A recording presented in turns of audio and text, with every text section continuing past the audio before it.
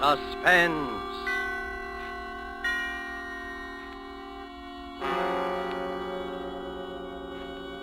Presented by Roma Wines, made in California for enjoyment throughout the world.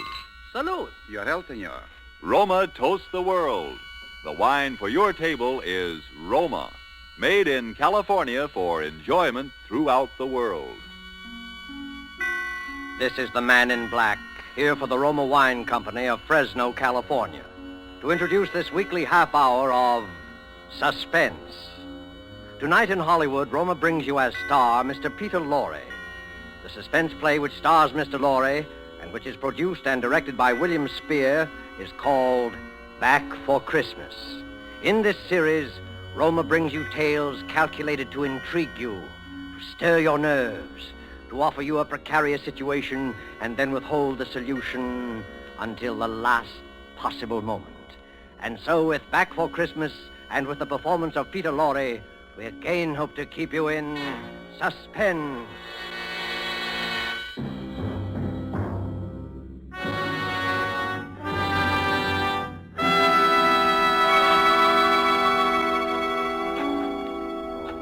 Jingle bells, jingle bells, jingle all the way.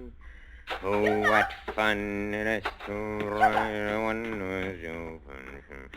Yes, Maria? What on earth are you doing down here in the cellar? Oh, just doing a little digging. And why, may I ask, have you chosen this day of all days to dig up the cellar floor?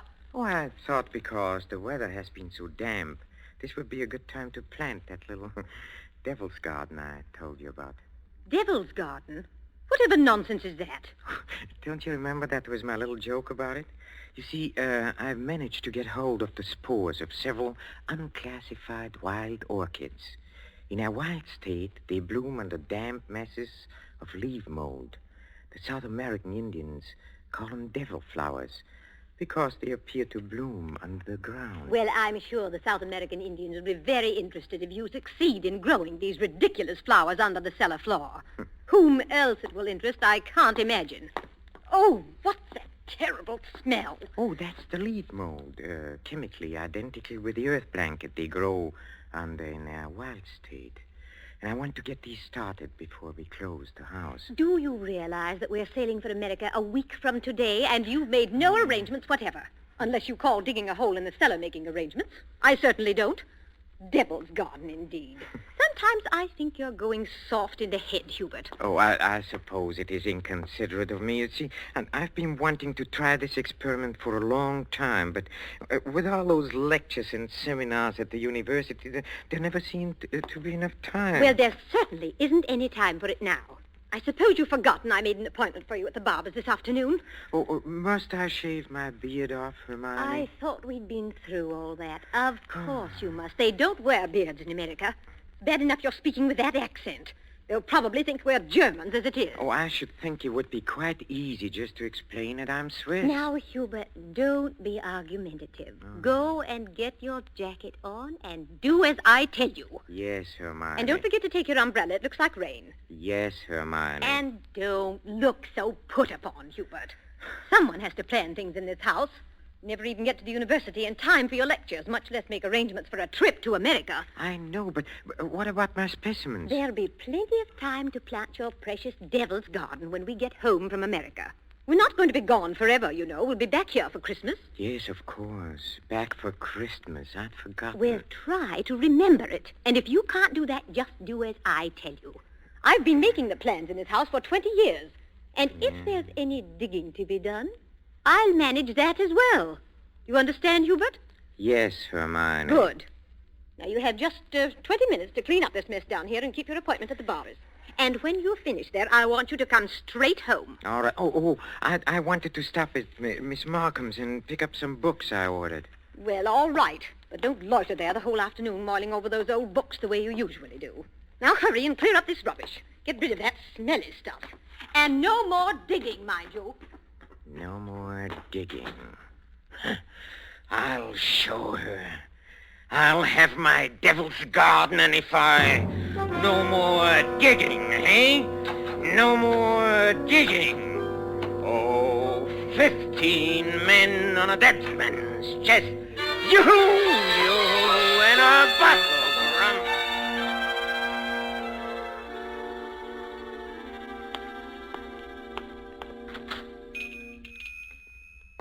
Good evening, sir. Oh, good evening, Miss Markham. Why, it is Professor Schumacher, isn't it? Do you like me better this way? You look ever so much younger without the beard. 20 years at least. 20 years. Oh, you'll be glad to know those books you ordered have finally arrived. Oh, yes, the books. Let me see. The phytotomy of phalloid gametophytes and coniferous shrubs of North America. Those are the ones you ordered, aren't they? Yes, thank you. You're very kind, Miss Markham. Why kind, Professor Schumacher? Well, not many young ladies in bookshops would go out of their way to look up rare books for an old professor of botany. Why, you're not old, Professor Schumacher. Really, you look... What do I look like? And besides, I adore botany. It's my particular hobby. Oh, really? You've never told me that before, Miss Markham. Well, I was afraid to. You looked so imposing with the beard and all. Miss Markham, forgive me if this sounds foolish, but since talking with you today, I feel that shaving off my beard is the most important thing I've done for 20 years. Oh, it is? I'm sure it is. For 20 I'm so sorry that I've been so distant with you all this time. Oh, there were times when I almost spoke up. Oh, really? Times when you came in here, tired after a day with your students at the university. You seemed so alone. The way I'm alone in the world. Alone? I'd like to have asked you to stay a while and talk with me, but some way or other, I always wound up giving you your change and letting you go on your way. Say you're alone in the world? Since my father died. Oh, Miss Markham, did you never think of marrying? My father was a very remarkable man. I never found anyone who seemed to measure up to what he led me to expect of men. Miss Markham... Oh, it's been so long since anyone called me by my first name. I'd like you to, if you want to. It's Marion. Marion? Oh, how nice. And yours? Well, Hubertus. but in English, Hubert sounds better, huh? How long have you been alone, Hubert? Alone? I knew you were a widower, of course. The first time I saw you. A widower? I can always tell. There's a certain sadness in a man's eyes. A sweet sadness, I think, when he's been married and then lost... widower. I never thought of it in quite that way. Oh, I'm sorry. I shouldn't have been talking like this, I suppose, but I've often wondered what she must have been like. Your wife, I mean. Hermione? Not an easy woman to forget. Very strong. Always managing things. The house, my wardrobe, my friends. Even when we dined at a restaurant, she even then ordered my food. She was always managing things. Her whole life. Managed herself to death. Poor woman. She must have loved you very much. But she needn't have put herself out so. It's plain to see you don't need things managed for you. No. You need companionship, I think. Someone sympathetic with your work. But the last thing on earth you need is a manager. How well you put it. The last thing on earth.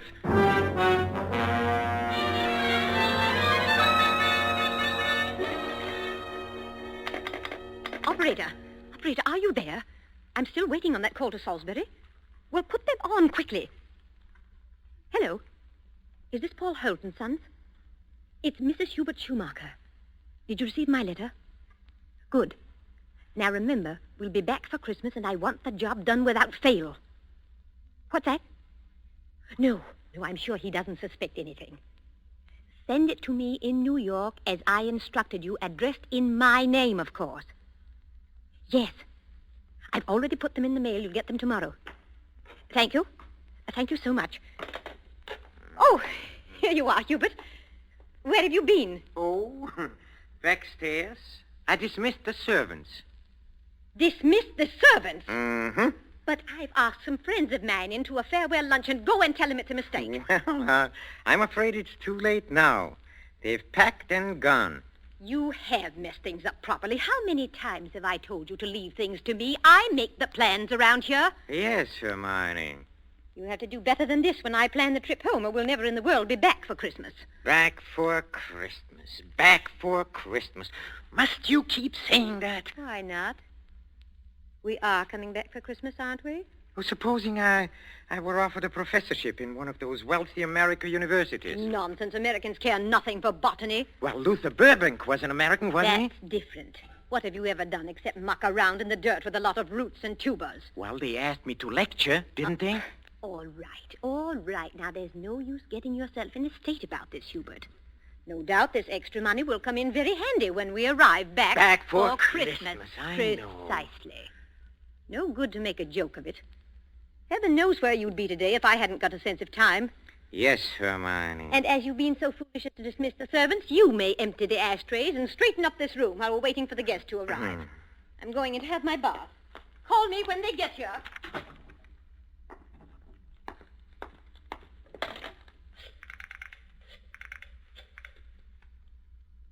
Marion? It's Hubert. No, darling, no, nothing is wrong. Oh, my plans are the same, unless you have changed. No? Oh, we'll meet in New York then and be married there. Huh? Oh, I'll explain to you why later. You just have to trust me. Yes. Yes, my darling. Hubert? Oh, I'm so sorry I can't talk any longer. Yes, I'll meet you in New York without fail. Auf Wiedersehen, mein Liebchen. Hubert, were you talking on the phone just now? Yes, Hermione. Whoever was it? Oh, Freddie Sinclair. But didn't I hear you say something about meeting somebody in New York? Why, yes. Freddie said he might possibly get over there before we even leave. And I said, of course, we'd meet him there if he decided to go. That seems very peculiar. But then all of your friends are peculiar. Yes, Hermione. And just look at your jacket. Have you been digging in that cellar again? Yes, Hermione. Well, there's no need for it. You can't possibly get that Devil's Garden thing finished before we sail for America. Go and change your clothes before the guests arrive. Oh, never mind. I see somebody coming up the walk now. Go and let them in. Yes. Hubert. Yes? Look out the window. There's Professor and Mrs. Goodenough, but who's that with them? Well, who... Precisely. Freddie Sinclair. Peculiar you should have been talking to him on the phone not 3 minutes ago, and now here he is. Yes, isn't it? But then, as you say, Hermione, all of my friends are peculiar. Not half so peculiar as you. Digging in the cellar the very day we leave for America. Just look at yourself. And now that I think of it... Yes? Oh, never mind. Go and let them in. Oh, you were going to ask me something, Hermione, about the hole I'm digging in a cellar. Good heavens, stop rolling your eyes about that way. One would think you were digging a grave down there instead of a storage bin. Yes, Hermione. What's that? I said yes, Hermione. Father, open the door and please stop saying yes, Hermione. I think, my dear, I've said it for the last time.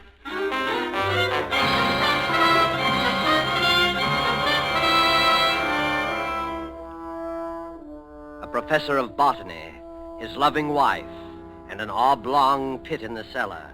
Just the right size for his botanical specimens, his devil's garden. With these ingredients for a story of a perfect crime, Back for Christmas by John Collier and starring Peter Lorre, the Roma Wine Company closes the curtain for a moment on another breathless study in suspense.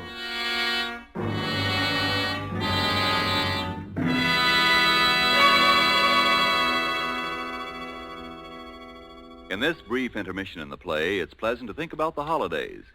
Not everyone celebrates the holidays against a background of snow and pine trees. Somewhere south of the Gulf and the Caribbean, in a gracious home surrounded by palm trees in the warm sun, you might find holiday dinners ending this way. One moment, please. Our North American guest wishes to propose a toast.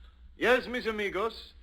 I drink a toast in gratitude to you for your gracious hospitality and the enjoyment you've given me, an American so far from home. It is only a fair exchange, my friend. This wine in which you drink your toast, it brings enjoyment to us from your country, from America. It is Roma wine, made in your own California. Yes, and when you choose the wine for your holiday table, remember this. Only a few wines are so fine that many countries of the world import them. And among these greatly enjoyable wines are the wines of Roma. Roma. Made in California for enjoyment throughout the world. Yet here in America, we are truly fortunate, for we may buy Roma wines at a very low cost, since we don't have to pay import duty or costly shipping charges. So serve Roma wine with pride on any and all holiday occasions. Serve Roma, too, for everyday dinners you can afford to. Ask your dealer tomorrow for your favorite Roma wine, America's largest selling wine. But before you buy wine, buy war bonds. And now it is with pleasure that we bring back to our sound stage Mr. Peter Lorre in Act 2 of Back for Christmas, a tale well calculated to keep you in suspense.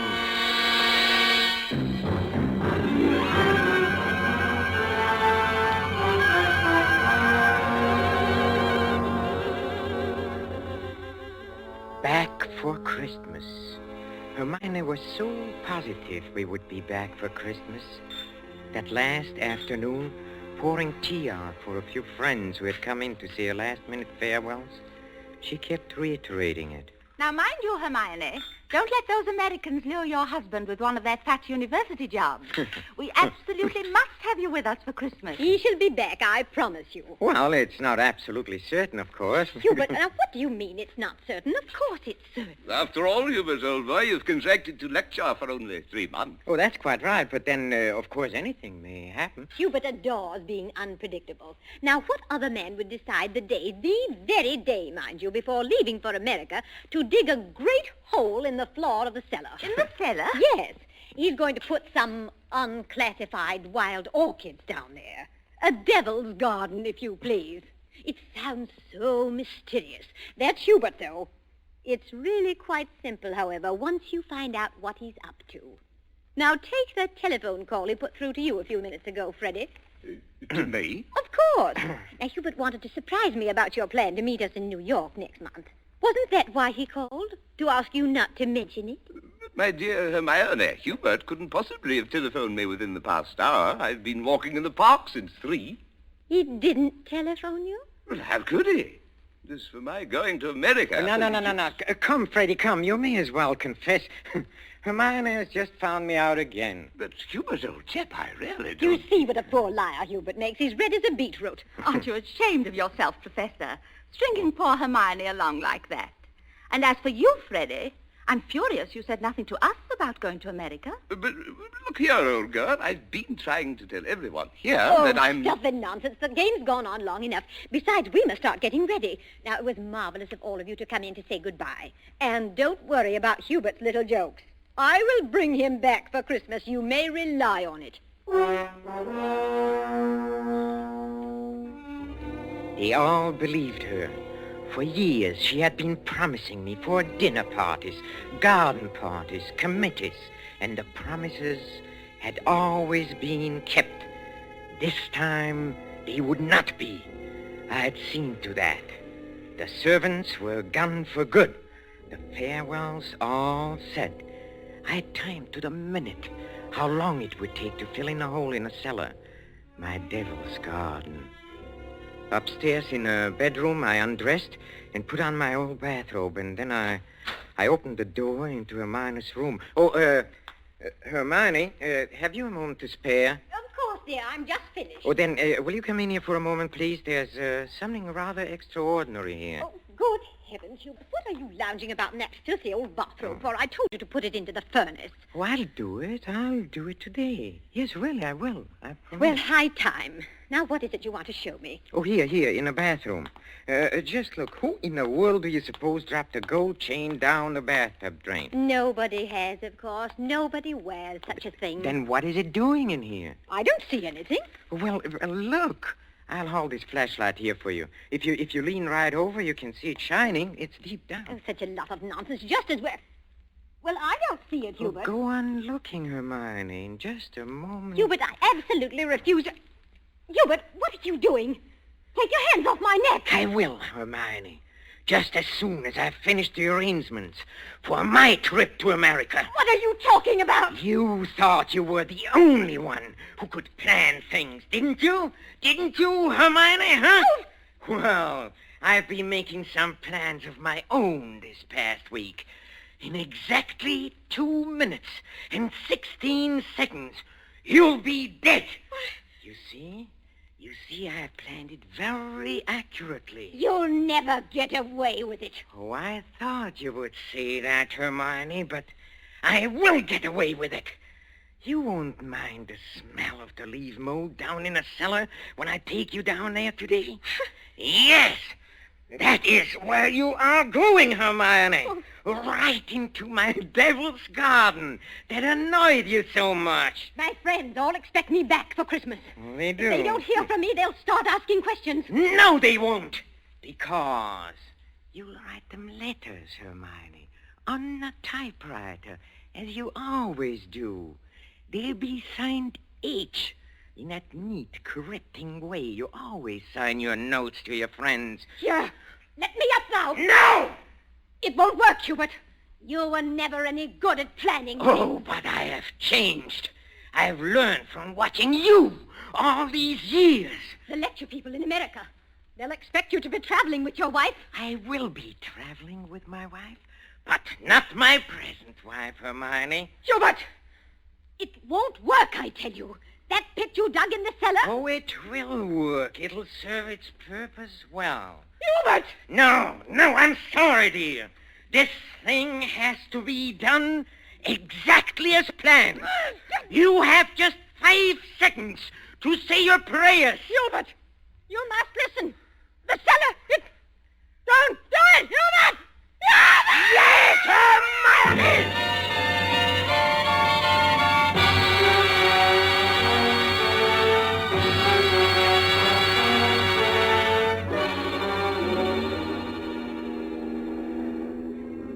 Oh, Stuart? Yes, sir? Oh, my wife, she's indisposed. She'll be taking her meals in our stateroom. For the old voyage, sir? Yes, for the whole voyage.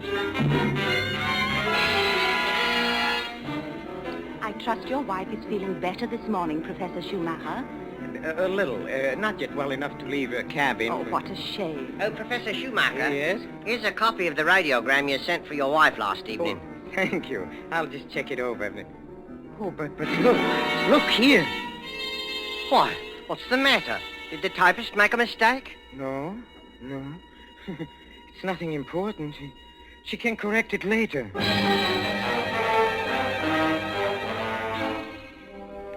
For a moment, I had a feeling that Hermione had been leaning over my shoulder again, correcting what I had written as she always did. I had written a radiogram to Professor Goodenough and his wife. Haven't been out of my cabin the whole beastly trip, Hubert. Well, now doubt we'll be back for Christmas. But the operator had left out the W and it read, "No doubt we'll be back for Christmas." Exactly what Hermione would have written. Well, the rest of the trip was uneventful. Marion and I met in New York just as we had planned. Just as we had planned.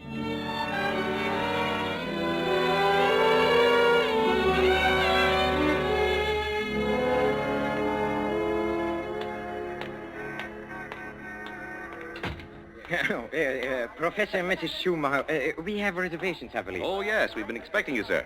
Boy, take Professor and Mrs. Schumacher's luggage up to their suite.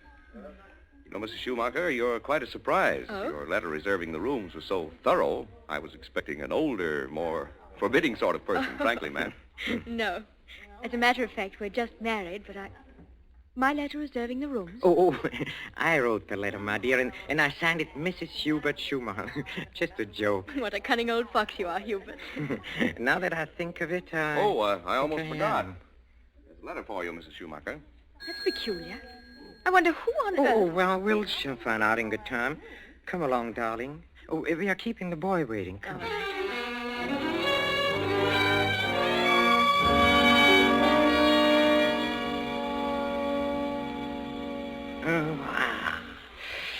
Nothing like a cold, brisk shower to put a man to rights. Hubert, this letter. Oh, yes, the letter. Oh, dry my hair, will you, darling? Please.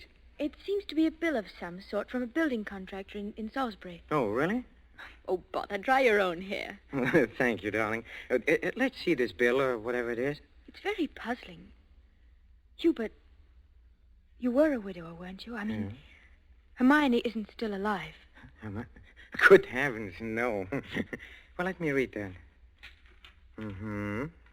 Dear Madame, this is to acknowledge your order together with the keys to your house in Launceston Place.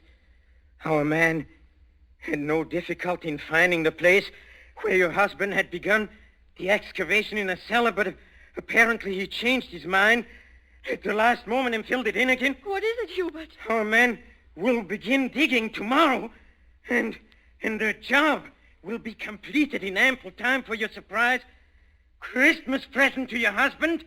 We are happy to be conspirators with you in this thoughtful gesture and hope that Professor Schumacher will be pleased at the results of our work on his Devil's Garden. Very truly yours, Paul Holt Sons, Contractors. What does it mean, Hubert? Means that Hermione was right.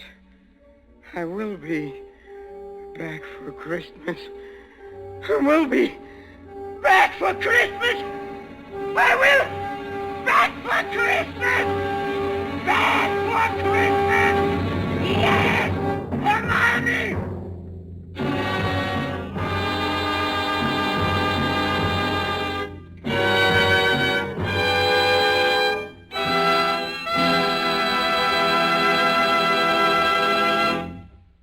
And so closes Back for Christmas, starring Mr. Peter Lorre, tonight's tale of Suspense.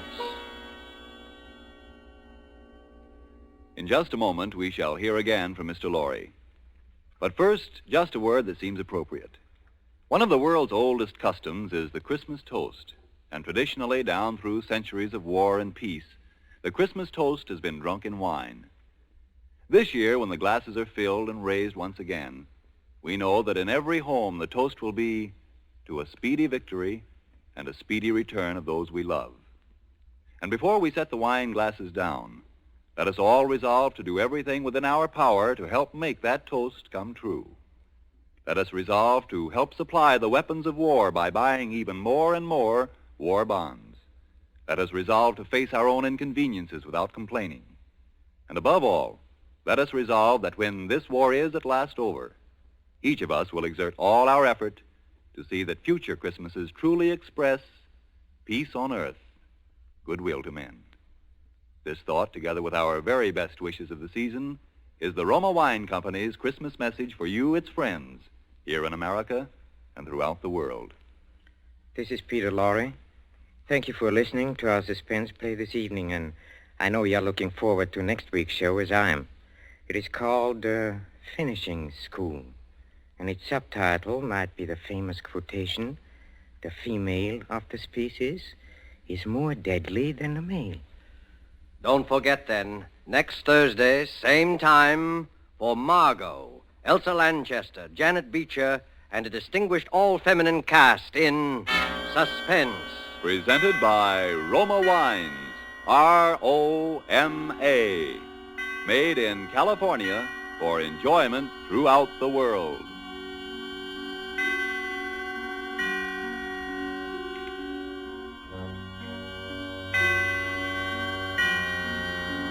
This is the Columbia Broadcasting System.